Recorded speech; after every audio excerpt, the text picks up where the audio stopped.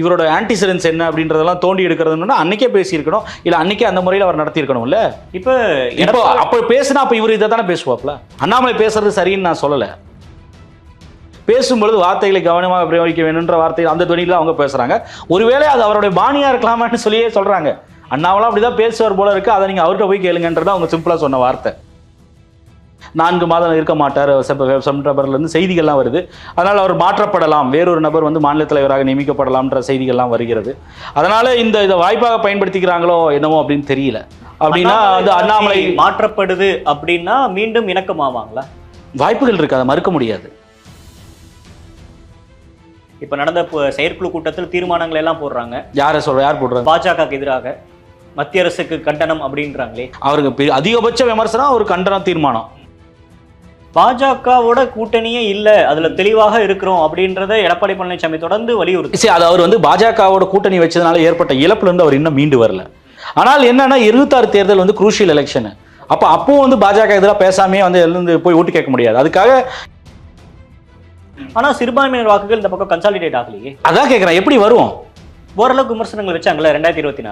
ஒரு மாசம் கழிச்சு எலெக்ஷன் முடிஞ்சதுக்கு அப்புறம் நம்ம சேர்ந்து நின்றுதான் 15 சீட் வந்திருக்கோம் அப்படின்னு சொல்றீங்க. அப்படின்னா அப்போ வந்து உங்க உறுதிப்பாடு எல்லாமே வந்து பொய்ன்றது அம்பலமாகாத ஆகுதா?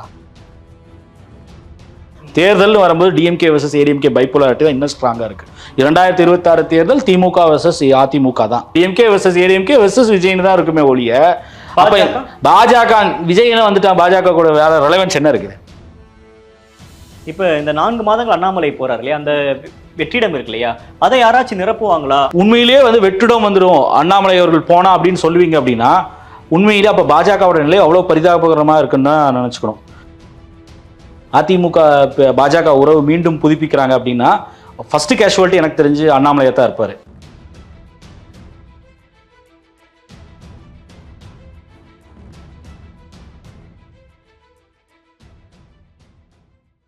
டிபேட் நேயர்களுக்கு வணக்கம். இன்றைய சிறப்பு நேர்காணலில் நம்மோடு இணைந்திருக்கிறார் மூத்த பத்திரிகையாளர் கார்த்திகேயன் அவர்கள்.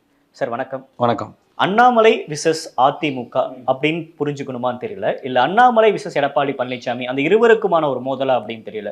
எலெக்ஷன் நடந்ததுல இருந்து கிட்டத்தட்ட 2 கட்சிகளுமே மாறி மாறி விமர்சனங்கள் வைக்கிறாங்க. ஆனா நேத்து ஒய்எம்சியில சென்னையில் நடந்த மீட்டிங்ல அண்ணாமலை அவர்கள் பேசுறப்ப எதிர்க்கட்சி தலைவர் எடப்பாடி பழனிசாமியை ரொம்ப உரிமையெல்லாம் விமர்சிக்கிறாரு. இதை நீங்க எப்படி பாக்குறீங்க?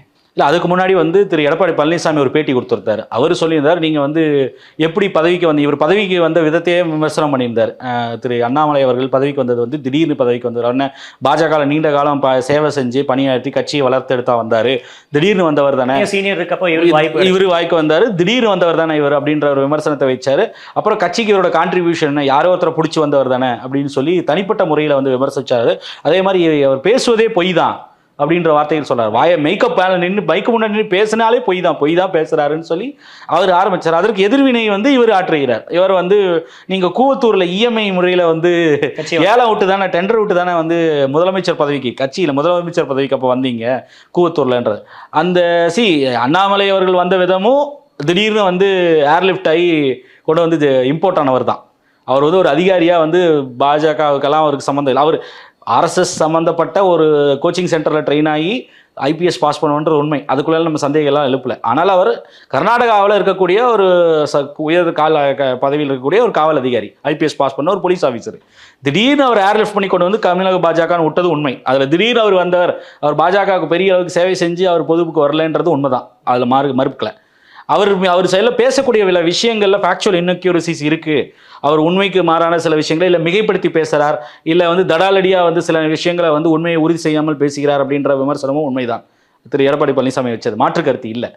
ஆனால் நீங்கள் இந்த விமர்சனத்தை வந்து மைக்கு முன்னாடி பேசினாலே போய் தானே, நீ என்ன கட்சிக்கு சேவை செஞ்சா வந்த அப்படின்னு சொல்லி நீங்கள் பேசுனீங்கன்னா நிச்சயமா பதில கூவத்தூர் நீ எந்த கட்சிக்கு சேவை செஞ்சு வந்தியா முதலமைச்சரானியான்னு அவர் அந்த பதில எதிர்பார்த்து தான் அவர் பேச. எதிர்கட்சி தலைவர் ஒரு 52 காலம் அரசியல் இருந்தவரை நோக்கி இந்த விமர்சனங்கள் வைக்கிறது சரியா? அந்த 52 ஆண்டுகள் அரசியல்ல இருந்தாங்கல்ல, அவங்க எல்லாம் வந்து இதே கூட்டணி முறியறதுக்கு முன்னாடி இதே அண்ணாமலை இப்படி தான் டீல் பண்ணிட்டு இருந்தாங்களா?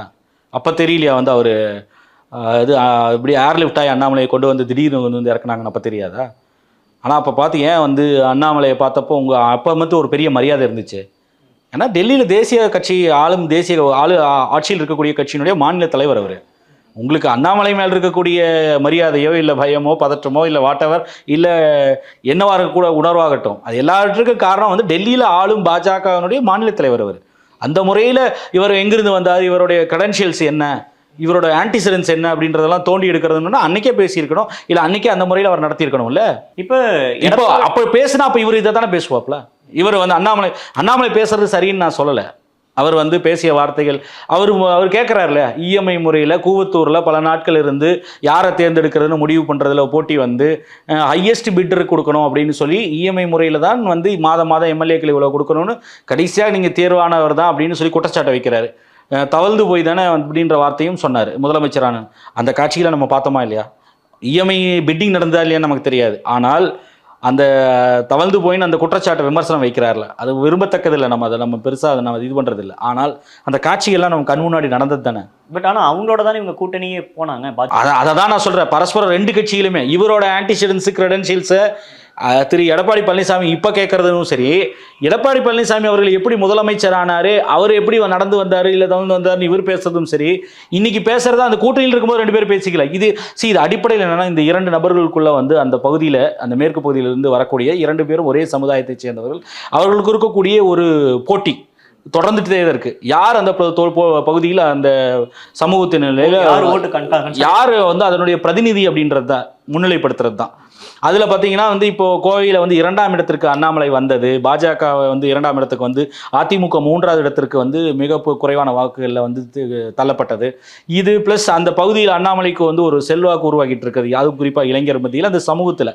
அதெல்லாம் வந்து நிச்சயமாக அதை வந்து எடப்பாடி பழனிசாமி அவர்கள் நீண்ட காலமாக விரும்பல. பாக்குறீங்களா அண்ணாமலை என்ற தனிநபருக்கும் எடப்பாடி என்ற தனிநபருக்குமான ஒரு மோதல்? ஆமா எனக்கு நான் வந்து இது அதிமுக பாஜக எல்லாம் கிடையாதுங்க. இப்போ KP முனுசாமி அவர்கள் பேசினார், துணை பொதுச் செயலாளர், கொஞ்ச நேரத்துக்கு முன்னாடி அவர் கூட தான் பத்திரிகையாளர் சந்திச்சார். அவர் சொல்றது என்ன சொல்றாரு, அண்ணாமலை விரைவில் மாற்றப்படுவார், அதே போல நாவடக்கம் வேணும். அவர் நாவடக்கம் வேணும்னு சொன்ன வார்த்தையும் சரி, அவர் வந்து எடப்பாடி பழனிசாமி அவர்கள் குறித்து பயன்படுத்திய வார்த்தைகளும் சரி, கடுமையான வார்த்தைகள், தவிர்த்திருக்கப்பட வேண்டும், மாற்று கருத்து இல்லை. இரண்டு நபர்களும் அவர் வந்து மரியாதை குறைவாக இந்த இடத்துலையும் வந்து திரு எடப்பாடி பழனிசாமி வந்து தனிப்பட்ட முறை, ஆனால் இரண்டு நபர்களுமே என்னென்னா தனிப்பட்ட முறையில் விமர்சனம் வச்சுக்கிறாங்க. ஸோ இந்த சண்டையை பார்த்தீங்கன்னா தனிப்பட்ட இரண்டு நபர்கள், எடப்பாடி பழனிசாமி அவர்கள் வெர்சஸ் அண்ணாமலை தான் போகுது, ஏடிஎம்கே வெர்சஸ் பிஜேபின்னு போகல. அவரை சீக்கிரம் மாற்றிடுவாங்க, நான் வடக்க வேணும்னு KP முனுசாமி சொல்கிறாரு. வார்த்தைகளை பொறுத்தவரை வந்து தவிர்த்திருக்க வேண்டும். இந்த மாதிரி பேசுறது அவரோட பாணியாக இருக்கலாம், அவர்கிட்ட தான் நீங்க போய் கேட்கணும். அம்மையார் தமிழிசை சவுந்தரராஜன், தமிழிசை சவுந்தரராஜன் வந்து முன்னாள் பாஜக தலைவர், இந்நாள் பாஜக தலைவர் அண்ணாமலை குறித்து சொல்றாங்க. அதே மேடையில் இருந்தாங்க, நேற்று வேற அவங்களும் இருந்தாங்க, அவங்க அதை ஒத்துக்கிறாங்க. நானும் இருந்தேன், என் முன்னாடி தான் பேசினார். என்னுடைய பாணி வந்து அப்படி பேசுவதில்லை, விமர்சனங்கள் இருந்தால் வைக்கலாம், ஆனால் தனிநபர்கள் குறித்து விமர்சனம் அப்படி வைக்கக்கூடாது. பேசும்பொழுது வார்த்தைகளை கவனமாக பிரயோகிக்க வேணுன்ற வார்த்தை அந்த துணியில் அவங்க பேசுறாங்க. ஒருவேளை அது அவருடைய பாணியா இருக்கலாமான்னு சொல்லியே சொல்றாங்க. அண்ணாவெல்லாம் அப்படிதான் பேசுவார் போல இருக்கு, அதை நீங்க அவர்கிட்ட போய் கேளுங்கன்றத அவங்க சிம்பிளா சொன்ன வார்த்தை. அப்போ இது வந்து என்னன்னா, நீங்க இரண்டு பக்கம் இருந்து வரக்கூடிய விமர்சனங்கள், எதிர்வினை அடுத்தடுத்தா வரக்கூடியதை பார்த்தீங்கன்னாலே பரஸ்பரம் இரண்டு பேருமே அந்த ரெண்டு கட்சிகளை பத்தி குற்றச்சாட்டே இல்லை. அண்ணாமலை குரூப்ல பேசுற எல்லாரும் அண்ணாமலை அட்டாக் பண்ணி பேசுறாங்க. அதே மாதிரி வந்து பிஜேபியிலேயே இருக்கக்கூடியவர்கள் கூட அண்ணாமலை பேசுற விஷயத்தை தவிர்த்திருக்கணும்ன்றாங்க. அவங்க வந்து எடப்பாடி பழனிசாமி பேசின வார்த்தையை கூட அதிகமா சொல்லல. அப்ப எல்லா ரெண்டையும் சேர்த்து அண்ணாமலை கார்னர் பண்றாங்கன்னு நல்லா தெரியுது. சரி, இப்போ அவர் கூட வந்து வெளிநாடு சுற்றுப்பயணம் போகிறார், ஒரு கல்வி, ஒரு ஸ்காலர்ஷிப் ஏதோ ஒரு போகிறாரு, ப்ரோக்ராம் ஃபெலோஷிப்புக்காக போகிறாரு. 4 மாதம் இருக்க மாட்டார், செப்டம்பர்லேருந்து செய்திகள்லாம் வருது. அதனால் அவர் மாற்றப்படலாம், வேறொரு நபர் வந்து மாநில தலைவராக நியமிக்கப்படலாம்ன்ற செய்திகள்லாம் வருகிறது. அதனால் இதை வாய்ப்பாக பயன்படுத்திக்கிறாங்களோ என்னமோ அப்படின்னு தெரியல. ஏன்னால் மீண்டும் வந்து இங்கே வந்து ஒரு கூட்டணியை வந்து ரிவைவ் பண்ணணும் அப்படின்னா வந்து அண்ணாமலை மாற்றப்படுது அப்படின்னா மீண்டும் இணக்கமாவாங்களா? வாய்ப்புகள் இருக்கு, அதை மறுக்க முடியாது. கூட்டணியே இல்லை அப்படின்லாம் விமர்சிக்கிறாங்களே. இப்போ நடந்த செயற்குழு கூட்டத்தில் தீர்மானங்கள் எல்லாம் போடுறாங்க. யார் போடுறாங்க? பாஜகவுக்கு எதிராக, மத்திய அரசுக்கு கண்டனம் அப்படின்றாங்களே. அதை நீங்க இவங்க இது அவங்க பேசிட்டதுனால உடனே வந்து பாஜக மத்திய அரசு கண்டனம் தானே. அன்றாடம் வந்து பாஜக இல்லை ஒன்றிய அரசினுடைய செயல்பாடு குறித்து விமர்சனம் வருதா? அந்த கட்சியிலிருந்து பிரதமர் மோடி குறித்து அவருடைய செயல்பாடு குறித்து விமர்சனம் வருதா? இல்ல ஒன்றிய அமைச்சர்கள் பல்வேறு நபர்களுடைய பேச்சுக்கள் குறித்து ஏதாவது விமர்சனம் வருதா? இல்ல, இதை நம்ம இப்படிதான் பார்க்கணும். இப்ப இங்க நேரடியா அண்ணாமலையை வந்து விமர்சிக்கிறாங்க, தமிழக பாஜக விமர்சிக்கிறாங்க. தமிழக பாஜகவோட பிரதிநிதி தானே தமிழக பாஜக. இந்த விமர்சனம் அவங்களுக்கும் பொருந்தும் தானே? யாருக்கு? மோடி அவர்களுக்கும் பாஜக அவர்களுக்கும் பொருந்தும் தானே? அப்படி கிடையாது. அண்ணாமலை குறித்து பேசுறாங்க. சரி, மோடி அவர்கள் குறித்து அண்ணாமலை வந்து தனிநபராக பேசுவது வேறங்க. தமிழ்நாட்டுக்கு எதிரான விஷயங்கள், பல்வேறு விஷயங்கள்ல இத்தனை நாள்ல ஒரு கண்டனம்னு போட்டிருக்கீங்க. அதான் அதிகப்படியான முன்னேற்றம் அதிமுகவினுடைய அரசியல் முன்னெடுப்புல. நிதிகள் கிடைக்கல, நிதி கிடைக்காதது, மற்றவர்களுக்கு நிதி ஒதுக்காதது அப்படின்றதுல வந்து அவருக்கு அதிகபட்ச விமர்சனம், ஒரு கண்டன தீர்மானம். மித்தவங்கெல்லாம் அன்றாடம் வந்து ஒன்றிய அரசினுடைய செயல்பாடுல 1000 பிரச்சனைகள் இருக்கு, விமர்சனங்கள் இருக்கு, இஷ்யூஸ் இருக்கு. நான் சொல்றது அந்த இஷ்யூஸ் குறித்தெல்லாம் நீங்க என்னைக்காவது கருத்து பேசுறீங்களா? யாராவது ஒரு 2ஆம் கட்ட தலைவர்கள் நீங்கள் எங்கேயாவது இடத்துல பேசிட்டாலும் அவர்களும் வந்து அமுக்கப்படுவாங்க, அதிகமாக பேசக்கூடாதுன்னு. ஏன் வந்து மறந்துட்டோமா நம்ம வந்து அன்வர் ராஜா எதற்காக கட்சியிலிருந்து நீக்கப்பட்டாருன்னு? பாஜக விமர்சிச்சதுக்காக தானே. அது ஓகே, அப்போ கூட்டணியில் இருந்தாங்க. இன்னைக்கு வந்து பாஜக யாராவது வந்து கடுமையாக பேசிட முடியுமா அந்த கட்சியில்? ஏன் நீ உதயகுமார், எடப்பாடி பழனிசாமி பேச வர மாட்டாரா? கட்சியோட தலைமை பேசணும்ல. ஸ்டாலின் பேசுறாருல. ஸ்டாலினே பேசக்கூடிய ஸ்டாலின் வந்து ராஜ்நாத் சிங்கை கூப்பிட்டு வந்துட்டாரு, காயின் ரிலீஸ் பண்ணிட்டாருன்னா விமர்சனம் எவ்வளவு வருது? அப்போ வந்து ராஜ்நாத் சிங்கை ஏன் கூப்பிட்டீங்க, ராகுல் காந்தி ஏன் கூப்பிடலன்னு இதே விமர்சனத்தை வந்து திரு எடப்பாடி பழனிசாமி வைக்கிறாருல. அப்ப அவர் வந்து இதுக்கு பதில் சொல்லணும்ல. நீங்க வைக்கக்கூடிய விமர்சனம் சரி, ஏன் ராகுல் காந்தியை கூப்பிடல, அது வந்து மாநில அரசனுடைய நிகழ்ச்சி, அவங்க தான் ஆர்கனைஸ் பண்ணாங்கன்னு சொல்லி எல்முருகன் சொல்றாரு. இல்ல ஒன்றிய அரசனுடைய நிகழ்ச்சி நாங்க வந்து ஏற்பாடு மட்டும் செஞ்சோம்னு சொல்லி முதலமைச்சர் விளக்குறாரு. அதுல விமர்சனம் வைக்கிறீங்களா? சரி, உங்க விமர்சனத்தை ஏத்துக்கிறோம், கரெக்ட். அப்ப நீங்க வந்து பாஜக, ஒன்றிய பாஜக அரசு குறித்து உங்க விமர்சனம் என்ன? ஒரு கண்டனம் தெரிவிச்சுட்டு அதோட விட்டுறது, எந்த இஷ்யூ பத்தி கருத்தே பேசுறது? அறிக்கைகள் கொடுக்குறாங்க. எந்த அந்த விஷயத்துல அறிக்கை வந்திருக்கு? நிதி பங்கீடுக்கு அரசாங்கம் வந்து வஞ்சிக்குது அப்படின்னு அறிக்கை. அதுதாங்க கண்டன தீர்மானம். அதுக்காக தானே போட்டாங்க. ஒரே ஒன்று தான் போட்டிருக்காங்க. மித்த பல்வேறு பிரச்சனைகள் இருக்குல்ல. இப்போ மசோதாக்கள் வருதுல்ல, சப் கேட்டகரைசேஷன் ஒரு மசோதா வருது, வக்ஃப் போர்டு பத்தி வக்ஃப் பில் குறித்து ஒன்று வருது, லேட்டரல் என்ட்ரிக்கு சம்பந்தமாக அதுல ரிசர்வேஷன் கடைபிடிக்கவில்லைன்னு வருது. இது பத்திலாம் உங்க நிலைப்பாடு என்ன? அது கட்சி தலைமை என்ன நடக்குது? ஸ்டாலின் ட்வீட் போடுறாரு, அறிக்கை விடுறாரு, அந்த கூட்டணியில் இருக்கக்கூடிய எல்லா கட்சிகளும் அதை பத்தி கருத்து சொல்றாங்க. காங்கிரஸ் கருத்து சொல்லுது, இடதுசாரி கருத்து சொல்றாங்க, அம்பேத்கர் இயக்கமான விசிகே கருத்து சொல்லுது. உங்க தரப்புல இருந்து என்ன கருத்து? பாஜகவோட கூட்டணியே இல்ல, அதுல தெளிவாக இருக்கிறோம் அப்படின்றத எடப்பாடி பழனிசாமி தொடர்ந்து வலியுறுத்தி. அது அவர் வந்து பாஜகவோட கூட்டணி வச்சதுனால ஏற்பட்ட இழப்புல இருந்து அவர் இன்னும் மீண்டு வரல. அவருக்கு அந்த அச்சம் எப்பவுமே இருந்துட்டு இருக்கு. ஆனால் இந்த தேர்தல், பாராளுமன்ற தேர்தல் நடந்து முடிஞ்சதுக்கு அப்புறம் அவங்க சொன்னது என்ன? இவங்க சேர்ந்து பயணித்திருந்தா, வேலுமணியே சொன்னார், சேர்ந்து பயணிச்சிருந்தா 10-15 சீட் வந்துருச்சு, உங்களுக்கு தான் இழப்பு அப்படின்னு சொல்லி சொன்னாரா இல்லையா? அப்போ இவர்களுக்கு வந்து பாஜகவோடு போக வேண்டாம் அப்படின்றதுல 2 கருத்துக்கள் இருக்கு அதிமுகலேயே. ஆமா, அதுதான் இப்ப நான் கேள்வியாவும் கேட்கணும்னு நினைக்கிறேன். இப்ப எடப்பாடி பழனிசாமி, ஜெயக்குமார், செல்லூர் ராஜு, ஆர்பி உதயகுமார், கேபி முனுசாமி அவர்கள் கண்டிப்பாக பாஜகவோட கூட்டணி வேணாம், பாஜக வந்து எதிர்க்கிறாங்க. ஆனா இன்னும் ஒரு பக்கம் வேலுமணி இவங்க மாதிரி ஆட்கள் பாஜக எதிர்த்து பேசவே மாட்டேன்றாங்க, திமுக எதிர்ப்பை மட்டுமே முன்னிலைப்படுத்துறாங்க. அது 2 வகையா இருக்கு. இது என்ன கால்குலேஷன்? லைபிலிட்டி இருக்கிறவங்க எல்லாம் வந்து கேஸ் இருக்கிறவங்க எல்லாம் பார்த்து உட்காரு வாய் திறக்க மாட்டேன். விஜயபாஸ்கர் எல்லாம் பேசி பார்த்ததே இல்லை பாஜக எதிராக. விஜயபாஸ்கர் என்னைக்குமே பேசினது இல்லை. அவர் குட்கா கேஸ் இன்னைக்கு வரைக்கும் இருக்கு, அவருக்கு மித்த கேஸும் இருக்கு. வேலுமணி அவர்களுக்கு எதிராக எஃப்ஐஆர் ஆல்ரெடி இருக்கு. அந்த நினைச்ச நாளைக்கு கூட இசிஐஆர் போட்டு இடி வந்து வரலாம், தேவைப்பட்டால் நாளைக்கே வரலாம். வராமல் இருக்குது. எதனால வராமல் இருக்காங்க? இங்கே டிஸ்ப்ரப்போர்ஷன் டிஏ கேஸ் வந்து திமுக அமைச்சர்களுக்கு எதிராக வந்து ஒரு டிஏ கேஸில் வந்து ஒரு சுவமோட்டோ எடுத்த உடனே வந்து இல்லைன்னா வேற ஏதோ அந்த செம்மண் கடத்தல் வழக்குன்னா அதை வச்சுக்கிட்டு உடனே இடி வருது இல்லையா? இவங்க மேலே ஏற்கனவே எஃப்ஐஆர் இருக்கு. இது வரைக்கும் இடி ஏன் வந்து விஜயபாஸ்கர், எம்ஆர் விஜயபாஸ்கர், வேலுமணி, தங்கமணி உங்களுக்கு எதிராக எதுவுமே வரலையா? இசிஐஆர் ஒன்று கூட பதிவு பண்ணலையா? அதுக்காக தான் அமைதியாக இருக்காங்க. அதனால இவங்க வாய் திறக்காமல் இருக்காங்க. எடப்பாடி பழனிசாமி அவர்களுக்கும் நன்றாக தெரியும். அவரும் வந்து பெருசாலாம் பேச மாட்டார். ஆனால் என்னன்னா 26 தேர்தல் வந்து குரூஷியல் எலெக்ஷன். அப்பவும் வந்து பாஜக எதிராக பேசாமே வந்து எழுந்து போய் ஓட்டு கேட்க முடியாது. அதுக்காக இப்போ இருந்தே வந்து காங்கிரஸோடு போகலாமா, அதற்கான வாய்ப்புகள் இருக்கான்றதை ஆலோசிக்க ஆரம்பிக்கிறாங்க. பட் அவங்களுக்கு தேவையில்லை. காங்கிரஸுக்கோ இல்லை விசிகேக்கோ இந்த கூட்டணியை முடிச்சுட்டு 2019 தொடர்ந்து ஜெயிச்சுட்டு வர கூட்டணியை விட்டுட்டு இவங்களோட கட்சியே வந்து ஒன்று சேர்ந்தா இருக்கா இல்லையானே தெரியாது. இவங்களோட வந்து கூட்டணி வச்சு அவங்க என்ன கெயின் பண்ண போறாங்க? ஆனா இந்த 2024 நாடாளுமன்ற தேர்தலிலேயே பாஜக எதிர்ப்பை ஓரளவுக்கு முன்னிலைப்படுத்தி பேசினாரு எடப்பாடி பழனிசாமி. ஆனா சிறுபான்மையினர் வாக்குகள் இந்த பக்கம் கன்சாலிடேட் ஆகலையே. ஆமா, யாரோட? அதிமுக வரலையே, பெரிய அளவில் வரலையே சிறுபான்மையினர் வாக்குகள். அதான் கேட்கிறேன், எப்படி வரும்? நீங்க பிஜேபி கொடுத்து விமர்சனமே வைக்க மாட்டீங்க அப்படின்னா எப்படி வரும்? ஓரளவுக்கு விமர்சனங்கள் வச்சாங்களே 2024. அவங்க வந்து அதுல உறுதிப்பாடு இல்லைன்றது எலெக்ஷன் முடிச்சதுமே தெரிஞ்சு போச்சா? சேர்ந்து நின்றுதான் 15 சீட் ஜெயிச்சிருப்பாங்க. நீங்களே கேள்வி கேட்குறீங்க இல்லையா? 2 டிஃபரெண்ட் வியூஸ் இருக்கு, அங்க டிஃபரிங் வியூஸ் இருக்குன்னு நம்ம சொல்றோம்ல. இது மக்களுக்கு தெரியாதா? நமக்கு தெரிஞ்சது. அவங்க கணக்கு போட மாட்டாங்களா? இங்கே ஒரு கூட்டணி பாஜக எதிர்ப்பு, கொள்கை எதிர்ப்புல, பாஜக எதிர்ப்புல, அந்த பாஜக முன்னெடுத்துக்கூடிய கொள்கை எதிர்ப்புல இந்தியா கூட்டணின்ற பேர்ல உறுதியா இருக்காங்க. ராஜ்நாத் சிங் வந்து கூட்டு வந்து காயின் ரிலீஸ் பண்ணாலும் நாளைக்கு வந்து பிஜேபியோட போக போறது இல்லை திமுகன்றது அவங்களுக்கு தெரியும். அவங்க அந்த உறுதிப்பாடோடு இருக்காங்க. அது அரசியல் காரணத்திற்காக இருந்தாலும் சரி, இங்க ஒரு கூட்டணி வலுவாக இருக்கு, ஆட்சி நடத்திட்டு இருக்கு, அடுத்தது வந்து இவங்களை இந்தியா கூட்டணியாக தான் பயணிக்க போறாங்கன்னு அவங்களே ஏற்கனவே சொல்றாங்க. அப்போ ஆனா இந்த பக்கம் ஒருத்தவங்க வந்து பாஜக நாங்க உதறிட்டு வந்துட்டோம், சிறுபான்மையினருக்காக இவ்வளவு செஞ்சிருக்கோம் அப்படின்னு சொல்லிட்டு எஸ்டிபி மாநாட்டுக்கு போயிட்டு வந்துட்டு ஒரு மாசம் கழிச்சு எலெக்ஷன் முடிச்சதுக்கு அப்புறம் நம்ம சேர்ந்து நின்றுதா 15 சீட் வந்திருக்கோம் அப்படின்னு சொல்றீங்க அப்படின்னா, அப்போ வந்து உங்க உறுதிப்பாடு எல்லாமே வந்து பொய்ன்றது அம்பலமாகாத ஆகுதா? ஆகும்ல. அப்புறம் எப்படி அவங்க எப்படி வந்து நீங்க சிறுபான்மையினர் ஓட்டு வந்து கன்சாலிடேட் ஆகல, எல்லாமே டிஎம்கே பக்கம் கன்சாலிடேட் ஆயிடுச்சுன்னு எப்படி சொல்லுங்க? அது நடக்கதான் செய்யும். இப்ப அந்த நம்பிக்கையே கடத்தலையே அவங்களுக்கு. இப்ப எடப்பாடி பழனிசாமி தலைமையிலான அதிமுகவுக்கு பெரிய பிரச்சனையே அண்ணாமலை அவர்கள் தானா? அவர்களை பொறுத்த வரைக்கும் வந்து பாஜகவோட அவங்களுக்கு பயணிக்கிறது கூட இந்த பார்லிமெண்ட் எலெக்ஷன்ல கூட முன்பே வந்து எடப்பாடி பழனிசாமி அவர்களை ஒருவேளை அவர்கள் எதிர்பார்த்த மாதிரி அண்ணாமலையை வந்து அவரை டிஃபேங் பண்ணி அவர் மழுங்கடிக்க செஞ்சு எங்கேயாவது வேற ஒரு மாநிலத்திற்கு தூக்கி போட்டிருந்தாலோ ஏதாவது ஒரு விதத்தில் வேற ஒரு நபர் மாற்றப்பட்டிருந்தால் அந்த கூட்டணி முறிவு கூட நடந்திருக்குமான்றது எனக்கு சந்தேகம் தான். சரி, அவருக்கான ஒரு விஷயம் நல்லா தெரியும், அவர் உணர்ந்துட்டாரு. பாஜகவோடு பயணிக்கிறதுன்றது நீண்ட காலத்தில் வந்து கண்டிப்பாக தொடர்ந்து பாதகமாக தான் அமையும் தமிழ்நாட்டில். அவங்க 18% நாங்கள் வந்துட்டோம், நாங்களே கூட்டணி வச்சு அப்படின்னு இப்போ சொல்லிட்டு இருக்கலாம். அந்த 2014 18 தான், இப்பவும் 14, இப்பவும் 2024 18% தான். இது நீங்கள் இதில் அப்போ அடிப்படையில் ஒரு விஷயம் நல்லா புலப்படுது. காலங்காலமாக 80% ஓட்டை இந்த 2 திராவிட கட்சிகள் அவங்களோட ஃபார்மேஷன் வச்சுக்கிறாங்க. அப்போ அந்த 20% ஓட்டு எப்பவுமே வந்து அது ஒரு மூன்றாவதா இன்னொரு யாருக்காவது போயிட்டு தான் இருக்கு. அந்த 18% தான் 2014 எடுத்தாங்க, 2024 எடுக்கிறாங்க.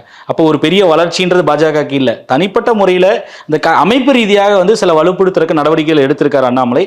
அதில் ஓரளவுக்கு வந்து சிறிய அளவில் வெற்றி கண்டிருக்காங்க, மாற்று கருத்து இல்லை. ஆனால் அதெல்லாம் வந்து பெருசாக உதவாது. அது வந்து அது இந்த எண்ணிக்கை வந்து 18% இருக்குல்ல, சட்டமன்ற தேர்தலில் பாருங்க இன்னும் பயங்கரமா டிக்ளைன் ஆகும், கம்மியாகும், பயங்கரமா கம்மியாகும். அது மட்டும் இல்ல, இந்த கூட்டணியில் இப்போ வந்து என்டிஏல இருக்கக்கூடியவர்கள் கூட என்டிஏல தொடருவாங்களான்னு உறுதியெல்லாம் சொல்ல முடியாது. ஏன்னா அந்த கட்சியில எம்எல்ஏ ஆசை இருக்கக்கூடியவர்கள் ஏதோ ஒரு திராவிட கட்சியோட தான் போகணும்னு நினைப்பாங்க. திமுக கூட்டணி இப்படியே நிலை தொடர்ந்தால் அதிமுக போகக்கூடிய வாய்ப்பு தான் வந்து அதிகம். கட்சிக்கு வந்து 6 மாசம் ஆச்சுன்னு எதுவும் கிடைக்கலன்னு இது மேடையிலேயே பேசுனாங்க. யாரு? விஜயதரணி அவர்கள் பேசினாங்க. அவர்களோட பெரிய கனவா இருந்தது எப்படியா கன்னியாகுமரி சீட் கிடைக்கும் எதிர்பார்த்தாங்க. எப்படி கிடைக்கும்? கிடைக்கல. விட்டுட்டு வந்தால் உடனே சீட்டு கொடுத்துருவாங்களா? அப்போ வந்து இருந்ததையும் போயிடுச்சு, உள்ளதும் போயிடுச்சு அப்படின்னு சொல்லிட்டு பரிதாபமான நிலையில் தான் அவங்க இருக்கிறாங்க. அதனால தான் அவர்கள் புலம்புறாங்க. அங்கே கட்சியில் பதவிக்கெல்லாம் பஞ்சம் இல்லைங்க. ஏதாவது ஒரு வைஸ் பிரசிடென்ட் ஏதாவது ஒன்று போட்டு கொடுத்துருவாங்க, அது நிறைய இருக்கும். அதெல்லாம் பிரச்சனை கிடையாது. இல்லை செயலாளர்னு போட்டு கொடுத்துருவாங்க. பட் என்ன பிரச்சனைனா, இந்த கட்சி இந்த நிலையிலேயே 26 பயணிக்குமான்றது ஒரு பெரிய கேள்விக்குறி. பார்லிமெண்ட் எலெக்ஷன் வேறங்க. அதுல வந்து எடப்பாடி மீது இருக்கக்கூடிய உறுதியின் தன்மையின்மை, இல்ல நம்பிக்கையின்மை, பாஜக திருப்பி போயிடுவாங்களா அப்படின்றதெல்லாம் இருக்கு. 2026 வரும்போது சட்டமன்ற தேர்தல் நிலையே வேற. சட்டமன்ற தேர்தலில் வந்து தேர்தல் கணக்கீடுகளை வந்து மக்கள் எடுக்கிறதே வந்து வேற காரணங்கள்ல. புரியுதா? இந்த மாநிலத்தில் இந்த மாநில கட்சியினுடைய செயல்பாடு எப்படி இருக்கு, இந்த ஆட்சியில் இருக்கக்கூடிய கட்சியினுடைய செயல்பாடு, திமுக செயல்பாடு எப்படி இருக்குன்னு அந்த கால்குலேஷன்ஸே கம்ப்ளீட்லி டிஃப்ரெண்ட். அதுல இருக்கக்கூடிய பாராமீட்டர்ஸே டிஃபரெண்ட் வேற. அதுல மோடி வந்து 50 தடவை வந்து பிரச்சாரம் செஞ்சாலும் ஓட்டு விழுகாது. இப்ப திமுகவோட ஒரு பிரதான வெற்றி இல்ல திமுகவோட சக்சஸ் ஃபார்முலா அப்படின்றது கூட்டணி, அடுத்து வந்து பாஜக எதிர்ப்பு அப்படின்றத கொள்கை ரீதியாவே அவங்க பேசுறாங்க.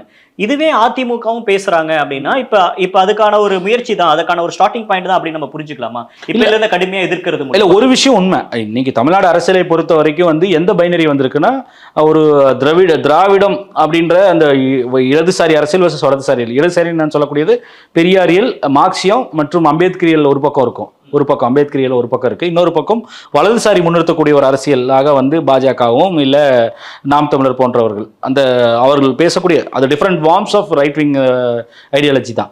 அப்போ அந்த அரசியல் தான் வந்து முன்னோடியா இருக்கு. தேர்தல் அரசியல்ல வேற. தேர்தல் வரும்போது டிஎம்கே வர்சஸ் ஏடிஎம்கே பைப்போலாரிட்டி தான் இன்னும் ஸ்ட்ராங்கா இருக்கு. 2026 தேர்தல் திமுக வர்சஸ் அதிமுக தான். திமுக ஆட்சியில் இருக்கக்கூடிய கட்சி வர்சஸ் அதிமுகன்ற நிலை தான் இன்னைக்கு இருக்கு.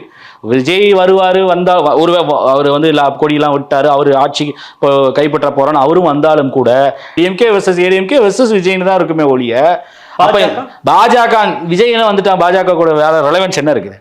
விஜய் வந்துட்டாருன்னா நீங்க வந்து பாஜகவோ இந்த பாமக, நாம் தமிழர் இவங்கெல்லாம் சீன்ல இருப்பாங்களானே சொல்ல முடியாது. அதுவும் விஜய் வந்துட்டாருன்னா பெரிய பாதிப்பு ஏற்பட போறது வந்து சீமானுக்கு தான். நாம் தமிழர்லாம் வந்து பெரிய அளவுக்கு பெரிய அடி வாங்கும். அப்ப கூட வந்து நீங்க டிஎம்கே வர்சஸ் ஏடிஎம்கேக்கு இணையா விஜய் எல்லாம் இருப்பாருன்னு நான் நினைக்கல. அவருக்கு ஒரு ஆதரவு வட்டம் இருக்கும், ஓரளவுக்கு கணிசமான வாக்குகளை வாங்குவார். அதுல பெரிய டேமேஜ் வந்து இந்த நியூட்ரல் ஓட்டு, இந்த நான் டிரிவிடியன் ஓட்டு இருக்குல்ல, அதுல பெரும்பகுதி அவருக்கு போகும். அப்புறம் இதில் இருக்கக்கூடிய 2 கட்சியில் இருக்கக்கூடியவர்களுடைய ஓட்டு கொஞ்சம் கொஞ்சம் ஏதோ ஒரு பக்கம் அவருக்கு போகுமே ஒழிய, அது ஆட்சியை பிடிக்கிற அளவுக்கோ பெரிய எண்ணிக்கையில் எம்எல்ஏக்களை பெற அளவுக்கோ வந்து விஜயோடைய கட்சி வெற்றி பெறும்னு நான் நினைக்கிறேன். 4 மாதம் ஸ்பாயிலரா வேணா இருப்பாரு, யாரோ ஒருத்தருக்கு ஸ்பாயிலரா இருப்பாரு. யாருக்கான ஸ்பாயிலர்ன்றது தேர்தல் எனக்கு தெரிஞ்சு டிஎம்கேக்கு ஃபேவரபிளா தான் இருக்கும் அவர் வர்றதெல்லாம். ஏன்னா வந்து ஆன்டி இன்கம்பன்சி ஓட்டு நல்லா பிரிப்பார் அவர். ஓகே, மேபி கொஞ்சம் செக்யூலர் ஓட்டுகள் போகிறதுக்கான வாய்ப்புகள் இருக்கு. போகலாம். ஏன்னா அவர் வந்து அவரும் செக்யுலர் பாலிடிக்ஸாக முன்னெடுத்தார். அவர் இது வரைக்கும் யாருமே சொல்லாத சித்தாந்தம் எல்லாரும் சொல்ற எடுத்து அது எல்லாத்தையும் நானும் சொல்றேன்னு சொல்லியிருக்காரு. வேற ஒன்றும் சொல்ல விஜய். இப்போ இந்த 4 மாதங்கள் அண்ணாமலை போறாரு இல்லையா, அந்த வெற்றிடம் இருக்கு இல்லையா, அதை யாராச்சும் நிரப்புவாங்களா? வெற்றிடம்ன்றதே வந்து ஒரு அபத்தம் பிரதீப். அது வந்து என்ன அண்ணாமலை வெற்றிடம்னா என்ன, அவர் இல்லைன்னா அப்போ பாஜக கட்சியே இல்லையா? அது தேசிய கட்சிக்கு எங்கே போய் வெற்றிடம்? உண்மையிலேயே வந்து வெற்றிடம் வந்துடும் அண்ணாமலை அவர்கள் போனா அப்படின்னு சொல்லுவீங்க அப்படின்னா உண்மையிலே அப்போ பாஜகவோட நிலை அவ்வளோ பரிதாபகரமாக இருக்குன்னு தான் நினச்சிக்கணும். அப்போது வந்து இவர் வந்து தான் ஏதோ பண்ணியிருக்காரு, அதுக்கு முன்னாடி அப்போ அந்த கட்சி ஒன்றுமே இல்லைன்னு தான், அண்ணாமலை இல்லைன்னா இப்போ பாஜக இல்லைன்ற நிலைக்கு நீங்கள் பேசுகிறீங்கன்னு நினைக்கிறேன். அப்படி இல்லை. அண்ணாமலை பாஜக தொண்டர்கள் பாஜக நிர்வாகிகளோட குரலா கேள்வி கேட்கிறேன். இல்ல அது வந்து அது வந்து பாஜக ஒரு தரப்பு வந்து அண்ணாமலை ஆதரவு வட்டத்தில் பேசலாம், சில எல்லாரும் கூட சரி. அண்ணாமலையோட கான்ட்ரிபியூஷன் பாஜகவுக்கு ஓரளவுக்கு இருக்கு. அவர் சில பணிகள்லாம் செஞ்சிருக்காரு. தமிழிசை சவுந்தரராஜனும் சில பணிகள்லாம் செஞ்சாங்க. அதுலேயும் வந்து ஒரு நல்ல ஒரு வெளிச்சம் கிடைச்சது, ஊடக வெளிச்சம் கிடைச்சது. இது எல்லாமே வந்தது வந்து இந்த கட்சியை வந்து 10 வருஷம் ஆட்சியில் இருக்கும்போது தாங்க. நாளைக்கு வந்து எதிர்கட்சியில் பிஜேபி டெல்லியில் இருந்ததுன்னா இந்த அளவுக்கு வந்து ஊடக வெளிச்சம் வருமா, இந்த வளர்ச்சியெல்லாம் வருமானு சொல்ல முடியாது. மணி, ரிசோர்சஸ், பவர் எல்லாமே இருக்கு. அது இருக்கும் பொழுது நீங்க வந்து என்ன வேணா கட்சிக்கு நான் பண்ணேன்னு எல்லாம் வேணா சொல்லிக்கலாம். அதெல்லாம் இல்லாதப்போ வந்து அதை பண்ண முடியுதான்றதான் கேள்வி. ஆனால் வந்து இவர் போனதுனால வெற்றிடம் வந்துடும் அப்படின்னு சொல்லுவீங்கன்னா அப்போ அன்டிஸ்பியூட்டட் லீடர் அண்ணாமலை அந்த எனக்கு தெரிஞ்சு அந்த அளவுக்குலாம் இல்லை. அவர் கான்ட்ரிபியூஷன் இருக்குது பிஜேபிக்கு இல்லைன்னு மறுக்கல. அவர் கட்சியை வந்து வளர்க்குற வேலையெல்லாம் செஞ்சிருக்காரு. அவர் பக்கம் ஒரு யங்ஸ்டர்ஸ் கூட்டத்தை இழுத்திருக்காரு, இல்லைன்னு சொல்ல. அதுவும் பெரும்பகுதி வந்து மேற்கு தமிழ்நாட்டில் இருந்தா வந்திருக்கு. அதுல தான் கடுமையான போட்டி, இல்லைன்னா வந்து ஒரு முரண் வந்து அடிக்கடி வந்து எடப்பாடி வெர்சஸ் அண்ணாமலைன்னு வர்றதுக்கு காரணமே அந்த மேற்கு பகுதி தமிழ்நாடு பகுதியில் அந்த ஒரு சமூகம் சார்ந்த அந்த ஆதரவு வட்டம் இருக்குல்ல, அதை இவர் தம் பக்கம் ஈர்க்கிறார். அது கோவையில் நம்ம பார்க்க முடிஞ்சது. அவங்க வந்து ஒரு இது அங்க இருக்கக்கூடிய கோயம்புத்தூர்ல இருக்கக்கூடிய அதிமுக சரியா வேலை செய்யலையா, ஒருவேளை வந்து வேலை போயிட்டாங்களா, இல்ல அவர்கள் சுணங்கிட்டாங்களா அப்படின்றதெல்லாம் தெரியாது. அது வந்து அவர்களுக்கு தான் உண்மை தெரியும். இதெல்லாம் வந்து வந்த குற்றச்சாட்டுகள். அப்போ அதில் வந்து தன்னை வந்து ஒரு மீள்கட்டமைப்பு செஞ்சு நம்ம மீண்டும் ஒரு கட்சியை வந்து நம்மளை ரீஇன்வென்ட் பண்ணி ஆட்சியை கைப்பற்றணும்னு 2026க்கு எடப்பாடின்னு ஒருத்தர் எத்தனிக்கும் பொழுது அப்போ அந்த இடத்துல வந்து ஷேருக்கு ஒருத்தர் உள்ள வர்றதுனால அவர்களுக்குள்ள அடிக்கடி மோதல் வருது. ஆனால் அதுக்காக நீங்கள் போயிட்டு வந்து தனியாக இவர் 4 மாதம் லண்டன் போயிட்டாருன்னா வந்து உடனே வந்து பாஜகவில் வெற்றிடம் வந்துடும்னா அது உண்மையிலேயே ரொம்ப எக்ஸாஜரேட்டடுங்க.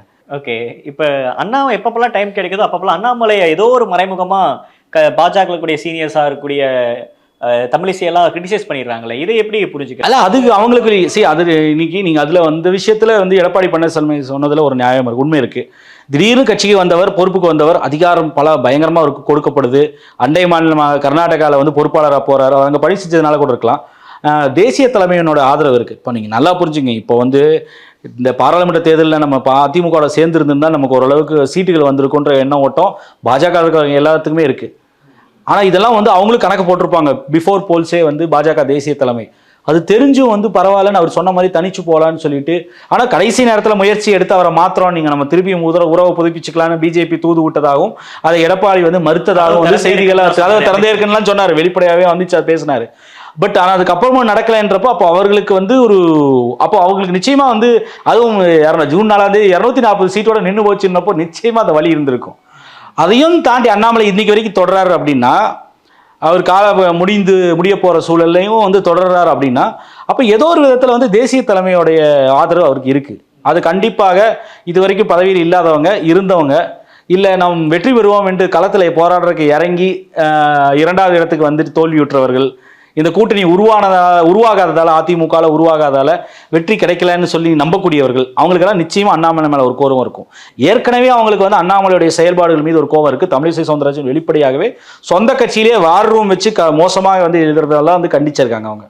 அப்போ வெளிப்படையாகவே சொந்த கட்சியில் இருக்கக்கூடிய தலைவர்களை இவர் வார் ரூம் வச்சு கடுமையா வந்து சமூக ஊடகங்கள்ல மோசமாக சித்தரிக்கிறார் அப்படின்ற குற்றச்சாட்டு வந்து அவங்க கட்சிக்குள்ளேயே இருக்கும் பொழுது, பிளஸ் இவருடைய இளங்காலத்துல வந்து ரொம்ப யங் ஏஜ்ல திடீர்னு கட்சிக்குள்ள வந்து ஒரு பெரிய பொறுப்புல கொடுக்கப்பட்டு வானளாவே அதிகாரம் கொடுக்கப்படும் பொழுது, அதுவும் தேசிய தலைமையுடைய ஆதரவு இருக்கும் பொழுது அது நிச்சயமாக ஒரு மனக்குமரில் ஏற்படுத்த செய்யும். எல்லா கட்சியிலையும் அது நடக்கும். அதனாலதான் வந்து நீங்க பாத்தீங்கன்னா சொந்த கட்சிக்குள்ளேயே நீங்க கேக்குறீங்களா வர்றது காரணம்னா போட்டி வழக்கமாக இருக்கக்கூடிய அரசியல் இருக்கக்கூடிய போட்டி பொறாமையால வர்றதுதான். இறுதியாக ஒரு கேள்வி, இந்த மோதல் எவ்வளவு நாள் தொடரும்? அண்ணாமலை விசஸ் எடப்பாடி அந்த வார்த்தை போர் அப்படின்றது எவ்வளவு நாள் கன்னியூ? யாரோ ஒருத்தர் வந்து வேற எங்காவது போகணும். அது வந்து தேசிய தலைமை ஒருவேளை வந்து மீண்டும் வந்து அதிமுகவோட உறவை புதுப்பிக்கிறதுக்கு வந்து இவர் அனுப்பினா வந்து வசதியா இருக்கும்னு நினைச்சாங்கன்னா அவர்கள் அந்த முடிவு எடுக்கலாம்.